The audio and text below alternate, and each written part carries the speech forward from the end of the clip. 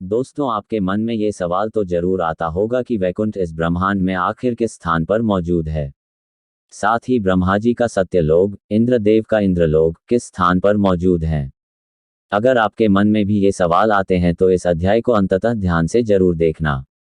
आज के अध्याय में हम आपको हिंदू धर्म के प्राचीन ग्रंथों के प्रमाणों के अनुसार उन सभी लोगों की लोकेशन बताने जा रहे हैं। जानते हैं, प्राचीन ग्रंथों के अनुसार ब्रह्मांड की उत्पत्ति ब्रह्मदेव के जन्म के साथ होती है और जब ब्रह्मदेव की आयु की समाप्ति होती है तो इस ब्रह्मांड का विनाश होता है और हर तरफ केवल अंधकार ही बच जाता है। लेकिन इतने बड़े इस ब्रह्मांड में ब्रह्मदेव आखिर किस स्थान पर है? भगवान विष्णु जी का वैकुंठ किस स्थान पर मौजूद है? दोस्तों, ब्रह्मदेव जिस स्थान पर रहते हैं उसे सत्यलोक कहते हैं और भगवान विष्णु जिस स्थान पर रहते हैं उसे वैकुंठ कहा जाता है। विष्णु पुराण में इन स्थानों का वर्णन मिलता है। विष्णु पुराण के अनुसार वैकुंठ एक ऐसी जगह जहां पर लाखों सूर्य आकाश में तेजमान है और वहां पर कई सारे ग्रह भी मौजूद हैं। भागवत पुराण के अनुसार वैकुंठ का स्थान ध्रुव तारे की ओर है। ध्रुव तारे की प्रति सेकंड दूरी है 433 प्रकाश वर्ष। अगर हम इसे किलोमीटर के हिसाब से देखें तो ये होता है 4 × 10⁻40 खरब किलोमीटर। इतना अंतर होता है, ये तो पृथ्वी से 2 लोक का अंतर हुआ। दोनों के ऊपर 1 करोड़ योजन यानी कि 12,29,53,800 किलोमीटर के बाद आध्यात्मिक जगत में स्थित है महारलोक। ये महारलोक स्वर्गलोक का एक भाग है जहां पर ब्रह्मांड की सत्कर्म करने वाली आत्माएं वास करती हैं। अब दूसरा लोक महारलोक 24 करोड़ किलोमीटर दूर है। इसके बाद आता है तपोलोक। जन्मलोक के बाद 8 करोड़ योजन यानी 98 करोड़ किलोमीटर के बाद स्थित है तपोलोक। स्थान पर जाने के लिए बहुत ही कठिन परीक्षा देनी पड़ती है। यहाँ पर केवल साधु, ऋषि, मुनि और सन्यासी ही जा सकते हैं जो जीवन के सभी सुखों का त्याग कर केवल ईश्वर की आराधना और सत्कर्म करते हैं। वही लोग इस स्थान पर जाने की योग्य होते हैं। ये स्थान स्वर्गलोक का सर्वोच्च स्थान माना जाता है। यहाँ पर जाने वाले लोग स्वयं स्वर्ग के देवताओं से मिल सकते हैं।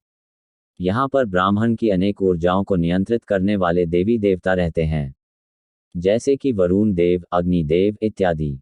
तब श्लोक के पश्चात आता है सत्यलोक। तपोलोक के ऊपर बारकोड योजन यानी कि 1,47,54,46,589 किलोमीटर के अंतर पर स्थित है। सत्यलोक जहां पर ब्रह्मा जी विराजमान हैं, यहां पर जाना किसी भी मनुष्य के लिए संभव नहीं है। केवल महान आत्माएं ही इस स्थान पर जा सकती हैं जिन्होंने जन्म जन्मांतर में अनेक पुण्य किए हों। महान लोग जंगलों और तपोलोक में रहकर भी जो लोग अंतिम सत्य शूर को पाने की चाह रखते हैं, केवल उन्हें ही सत्यलोक में जाने का सौभाग्य प्राप्त होता है। और फिर सत्यलोक के ऊपर 2,62,00,000 की भोजन्यास की 32,21,39,169 किलोमीटर के अंतर पर स्थित है वैकुंठ लोक, जहां पर स्वयं भगवान विष्णु शेषनाग पर विराजमान रहते हैं। ये किसी भी आत्मा का अंतिम स्थान होता है। सारे ब्रह्मांड की आत्माएं इस स्थान पर केंद्रित होती हैं। इस स्थान पर जाने वाली आत्माएं मोक्ष की प्राप्ति करती हैं। इसे ही अंतिम सत्य कहा जाता है और इसे ही ब्रह्मांड का अंत भी कहा जाता है। यहाँ पर जाने के बाद आत्मा जन्म मृत्यु के चक्र से मुक्त होती है। लेकिन दोस्तों, ध्यान में रहे, हम फिजिकल विल की बात नहीं करते। ये सभी आंकड़े आध्यात्मिक जगत को दर्शाते हैं।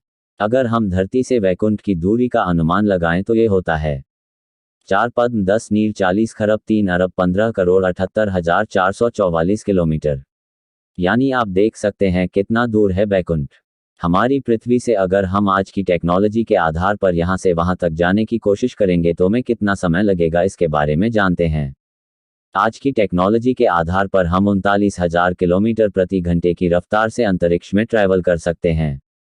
वैकुंठ अगर इसी रफ्तार से जाएंगे तो हमें 10,52,30,85,000 घंटे लग सकते हैं। मतलब 12 लाख से भी ज़्यादा साल लग सकते हैं। इसलिए दोस्तों, आज की टेक्नोलॉजी से हम वैकुंठ कभी पहुंच ही नहीं सकते। तो दोस्तों, हम कभी वैकुंठ लोक पहुंच ही नहीं सकते, लेकिन आध्यात्मिक मार्ग से हम वहां पर क्षण भर में पहुंच सकते हैं। इसलिए हमेशा अच्छे कर्म करो, स्वयं भगवान ही आपको उस स्थान पर ले जाएंगे।